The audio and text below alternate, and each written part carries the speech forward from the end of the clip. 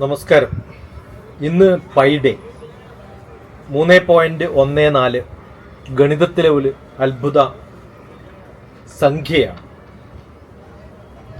ഈ 3.14 മാർച്ച് 14 എന്ന ദിവസം, മാർച്ച് 14 പൈഡേ ആയിട്ട് ആഘോഷിക്കാൻ കാരണം 3 മാർച്ച് 14 ഡേറ്റ്, അതുകൊണ്ട് 3.14 മാർച്ച് ദിവസം. പൈ എന്ന ഒരു നമ്പർ അത് 3.14 ആണെന്ന് എല്ലാവരും പറയും. അല്ല, പൈ എന്ന നമ്പറിൻ്റെ വില പൈ മാത്രമാണ്. ഇറാഷണൽ നമ്പറാണ്. ഇറാഷണൽ നമ്പർ എന്ന് പറഞ്ഞാൽ P/Q എന്നായിട്ട് എഴുതാൻ പറ്റില്ല. റാഷണൽ നമ്പർ P/Q ആയിട്ട് എഴുതാം. അപ്പോൾ പൈയുടെ വാല്യൂ എത്രയാണെന്ന് ചോദിച്ചാൽ ആരെങ്കിലും 3.14 എന്ന് പറഞ്ഞാൽ 314/100, 22/7, 22/7, അതൊക്കെ തെറ്റാണ്. അതൊക്കെ അപ്രോക്സിമേറ്റ് വാല്യൂ ആണ്. യഥാർത്ഥ പൈയുടെ വാല്യൂ പൈ തന്നെ. അതാദ്യം മനസ്സിലാക്കാം. അത് എങ്ങനെ കണ്ടുപിടിച്ചത്? നമുക്കറിയാം, ഒരു വൃത്തത്തിൻ്റെ അളവ് എന്ന് പറയുന്നത്, പെരിമീറ്റർ എന്ന് പറയുന്നത്, അതിൻ്റെ വ്യാസം 2r, റേഡിയസ് 6 ആണെങ്കിൽ 2r കൂടുന്നതാണ് അതിൻ്റെ ഡയമീറ്റർ, അതിൻ്റെ വ്യാസം. സർക്കംഫറൻസ് എന്ന് പറയുന്ന പരിധി 2πr ആണ്. അപ്പോൾ പൈയുടെ വാല്യൂ എന്താണ്? 2πr / 2r. ഏത് വലിപ്പമുള്ള വൃത്തമെടുത്താലും, ഏത് ചെറിയ വൃത്തമെടുത്താലും, ഏത് വലിയ വൃത്തമെടുത്താലും അതിൻ്റെ പെരിമീറ്റർ, സർക്കംഫറൻസ്, പരിധി എടുക്കുക, അതിൻ്റെ വ്യാസം എടുക്കുക, ഡയമീറ്റർ എടുക്കുക, ഡിവൈഡ് ചെയ്യുക. ആ വാല്യൂ കിട്ടുന്നത് ഡിവൈഡ് ചെയ്യാൻ പറ്റാത്ത, റെപ്രസെൻ്റ് ചെയ്യാൻ പറ്റാത്ത ഒരു വാല്യൂ ആണ്. അത് പൈയാണ്. 3.1415 926 535 897 എക്സെട്ര എക്സെട്ര എക്സെട്ര എക്സെട്ര. അവസാനമില്ലാത്ത, ആവർത്തനമില്ലാത്ത, അതുമാണ് അതിൻ്റെ പ്രത്യേകത.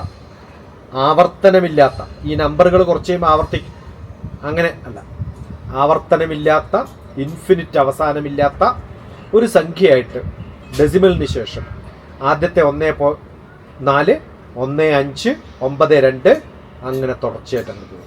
അതിന് നമ്മൾ ഒരു ലഘൂകരിച്ച് എളുപ്പത്തിൽ സാധാരണ ഉപയോഗിക്കാനുള്ള ആവശ്യത്തിന് വേണ്ടി 3.14 എന്ന് പറഞ്ഞു. 314/100, 22/7, ഇതൊക്കെ തെറ്റായ, ഏകദേശം പൈയുടെ അടുത്ത വാല്യൂ ആണ്. എന്തുകൊണ്ട് ഈ മാർച്ച് 14 എന്ന് എഴുതുന്നത്? പൈയുടെ ആദ്യ അക്കങ്ങളായതുകൊണ്ട് മാത്രം മാർച്ച് 14 പൈഡേ ആയിട്ട് നമ്മൾ ആഘോഷിക്കുന്നു. എന്താ നടക്കേണ്ടത്? ഗണിത പ്രഭാഷണങ്ങൾ, ഗണിത മത്സരങ്ങൾ, പൈ ഡിജിറ്റുകൾ ഓർക്കാനുള്ള കുട്ടികളുടെ കഴിവുകൾ, വയസ്സായാതൊന്നും പറ്റില്ല, ശാസ്ത്ര ആഘോഷങ്ങൾ, മാത്തമാറ്റിക്സുമായിട്ട് റിലേറ്റഡ് ആയിട്ടുള്ള. പ്രശസ്തനായ ആൽബർട്ട് ഐൻസ്റ്റീൻ ജനിച്ച ദിവസവും മാർച്ച് 14 പ്രശസ്തനായ ആൽബർട്ട് ഐൻസ്റ്റീൻ ജനിച്ചതും മാർച്ച് 14 ആഘോഷിക്കാം. മാത്തമാറ്റിക്സ് എന്ന് പറയുന്നത് ഫിസിക്സുമായിട്ട് ബന്ധപ്പെട്ടിട്ടുള്ളതാണ്.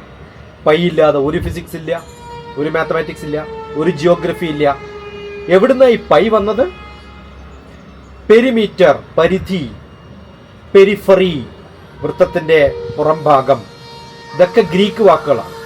അപ്പോൾ പെരിമീറ്റർ, പെരിഫറി എന്നൊക്കെ വാക്കുകളുടെ ആദ്യത്തെ ഗ്രീക്കിൻ്റെ വാക്കാണ് പൈ. അതുകൊണ്ട് 1737 വില്യം ജോൺസ് എന്ന ശാസ്ത്രജ്ഞനാണ് ആദ്യമായിട്ട് പൈ എന്ന ചിഹ്നം ഉപയോഗിച്ചതും. അത് ലിയോണാർഡ് ഓയിലർ വ്യാപകമായി പ്രചാരത്തിൽ ഉപയോഗിക്കുകയും ചെയ്തു കഴിഞ്ഞപ്പോഴാണ് പൈ പ്രസിദ്ധമായത്. പയ്യെ കണ്ടെത്താൻ മനുഷ്യൻ ആയിരക്കണക്കിന് വർഷങ്ങൾ ശ്രമിച്ചിട്ടുണ്ട്. പുരാതനമായ സംസ്കാരങ്ങൾ, ബാബിലോണിയയിൽ പൈയുടെ വാല്യൂ 3.125 ആയിരുന്നു. അത് ഏകദേശം BC 1900.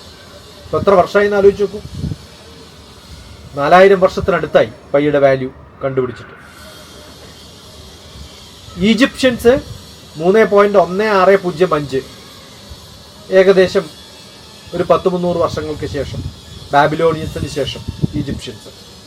ആർക്കമിഡീസ് BC 250 വൃത്തത്തിൻ്റെ പല ഭുജങ്ങളായിട്ട് പോളിഗോൺസ് ആയിട്ട് മാറ്റി കണക്കാക്കിയിട്ട് 3.1429, അതും തെറ്റാണ്, കറക്റ്റ് അല്ല. 3.1415 അത് വലിയ ശാസ്ത്ര നേട്ടമായിട്ട് ജനങ്ങൾ ആഘോഷിച്ചു. 3.1429 3.1408 ഇടയിലാണെന്നാണ് ആർക്കമിഡീസ് പറഞ്ഞത്, അതും ആഘോഷിച്ചു. കേരള ഗണിത ശാസ്ത്രജ്ഞന്മാരിൽ മഹാന്മാരായ പലരുമുണ്ട്. അതിൽ പൈയുടെ വില നിശ്ചയിച്ച മാത്തമാറ്റീഷ്യൻ മാധവൻ, നീലകണ്ഠ സോമയാജി, ജ്യേഷ്ഠദേവൻ, ഇവരൊക്കെ 14ഉം 16ഉം നൂറ്റാണ്ടുകളിൽ കേരളത്തിൻ്റെ പരമ്പരകളിൽ ജീവിച്ചിരുന്ന മാധവൻ പൈ കണക്കാക്കിയ ഒരു മഹാഗുരുവാണ്. പൈയുടെ വില 1350 മുതൽ 1425 വരെയാണ് മാധവന്റെ കാലഘട്ടം. സംഗമ ഗ്രാമ മാധവൻ, ഇരിങ്ങാലക്കുട അടുത്ത്. ലോക ഗണിത ചരിത്രത്തിൽ വളരെ പ്രധാനപ്പെട്ട വ്യക്തിയാണ്. ഇൻഫിനിറ്റ് സീരീസ് ഉപയോഗിച്ചിട്ടാണ് പൈ കണ്ടുപിടിച്ചത്. അദ്ദേഹം കണ്ടുപിടിച്ചത് പൈയുടെ വില വളരെ അടുത്ത് നിൽക്കുന്ന 3.141592653539 അതാണ് മാധവൻ കണക്കാക്കിയത്. ഇത് ഏകദേശം 300 വർഷം മുമ്പ് കേരളത്തിൽ നമ്മൾ കണ്ടുപിടിച്ചു ഈ ആശയം. അത് കഴിഞ്ഞിട്ടാണ് ലെബനീസ് സീരീസ് ഉപയോഗിച്ചിട്ട് ഇതിൻ്റെ വിലയൊക്കെ യൂറോപ്പിലൊക്കെ നടക്കുന്നത്. 11 ഡെസിമൽ സ്ഥലം വരെ സംഗമഗ്രാമ മാധവൻ ഇതിനെ കൃത്യമായിട്ട് കണ്ടുപിടിച്ചത് അത്യത്ഭുതമാണെന്ന് നമ്മൾ പറയാം. ഗണിതത്തിൻ്റെ പ്രധാനമായ പല കഴിവുകളും കേരളത്തിൽ ഇൻഫിനിറ്റ് സീരീസ്, ട്രിഗണോമെട്രി, കാൽക്കുലസ്, ഇതിനൊക്കെ ബന്ധപ്പെട്ടിട്ടുള്ള കാൽക്കുലസിൻ്റെ ആശയങ്ങൾ യൂറോപ്പിലെത്തുന്നതിനേക്കാളും 300 വർഷം മുമ്പ് ഇവിടെ എത്തി എന്നുള്ളത് നമുക്ക് അഭിമാനിക്കാവുന്ന ഒരു കാര്യം കൂടിയാണ്. പൈയുടെ പ്രാധാന്യം എന്താണ്? പൈ ഇല്ലാതെ ജോമെട്രി ഇല്ല, എഞ്ചിനീയറിംഗ് ഇല്ല, ഭൗതിക ശാസ്ത്രം, ഫിസിക്സ് ഇല്ല, ഭൂമിയെക്കുറിച്ച് പഠിക്കാൻ പറ്റില്ല, കമ്പ്യൂട്ടർ ഗ്രാഫിക്സിൽ പറയാൻ പറ്റില്ല. ഉദാഹരണത്തിന് വൃത്തത്തിൻ്റെ വിസ്തീർണം, ഗ്രഹങ്ങളുടെ ഭ്രമണം, കെപ്ലറിൻ്റെ ലോ ഒക്കെ ഉപയോഗിക്കണമെങ്കിൽ പൈ അത്യാവശ്യമാണ്. സിഗ്നൽ വേവ് തിയറി ഫിസിക്സിൽ, സ്റ്റാൻഡേർഡ് ക്വാണ്ടം ഫിസിക്സ്, സാറ്റലൈറ്റുകളുടെ കണക്കുകളൊക്കെ പൈ ഉപയോഗിച്ചിട്ടാണ്. വിസ്തീർണം എന്ന് പറയുന്നത് ഏരിയ πr², പൈ. സർക്കംഫറൻസ് എന്ന് 2π ആണ്. ഇതൊക്കെ നമ്മൾ പഠിച്ചു. ഇതിലൊക്കെ R എന്ന് പറയുന്നത് കൃത്യമായിട്ട് നമ്മൾ കണക്കാക്കി കഴിഞ്ഞാൽ R കൃത്യമായിട്ട് കണക്കാക്കാൻ പറ്റും. പക്ഷെ സർക്കംഫറൻസ് ഒരിക്കലും കൃത്യമായിട്ട് അളക്കാൻ പറ്റില്ല. അളക്കാൻ പറ്റുകയാണെങ്കിൽ 2πr നമുക്ക് പൈ അളക്കാൻ പറ്റുമല്ലോ. അപ്പോൾ പൈ അളക്കാൻ പറ്റാത്തതാണ്. അതാണ് പൈയുടെ പ്രത്യേകത. പക്ഷെ അതിനൊരു നമ്പർ ഉണ്ട് താനും. ഈ മനോഹരമായ സത്യം, പ്രകൃതിയുടെ എല്ലാ വൃത്തങ്ങളും ഒരേ നിയമം, എന്നെ അളക്കാൻ പറ്റില്ല എന്നാണ് വൃത്തം പറയുന്നത്.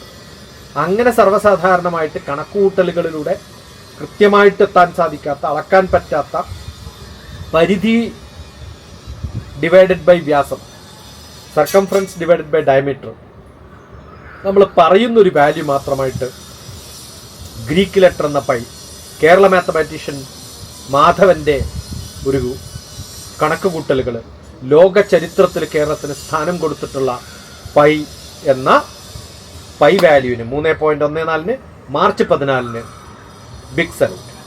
നമസ്കാരം.